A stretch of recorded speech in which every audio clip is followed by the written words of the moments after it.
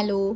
तर आज आपण बनवणार आहोत चकली. तर त्यासाठी लागणारे साहित्य मी तुम्हाला इकडे सांगते. 2 वाट्या तांदूळ जे की स्वच्छ धुवून घ्यायचं, 1 वाटी हरभऱ्याची डाळ, अर्धी वाटी उडदाची डाळ, 1 वाटी पोहे, अर्धी वाटी डाळ्या आणि 1 चमचा धने आणि जिरे.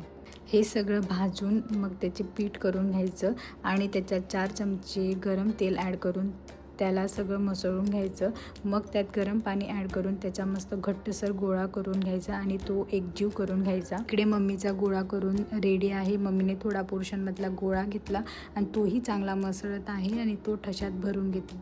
पीठ मळून घेताना त्यात थोडे मीठ, हळद आणि चटणी ॲड केली होती. चवीनुसार आपण त्यात ॲड करू शकतो. इकडे गोळा मम्मीने ठशात भरून घेतला आहे आणि त्याची इकडे चकली काढून घेतली.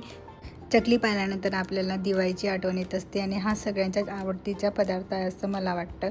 तेल इकडे कडकडीत गरम झालं आहे. मग त्यात चकली सोडून घ्यायची. चकली ही बारीक गॅसवर फ्राय करायची म्हणजे ती एकदम कुरकुरीत होते. अशा प्रकारे आपली चकली तयार आहे. Thank you for watching.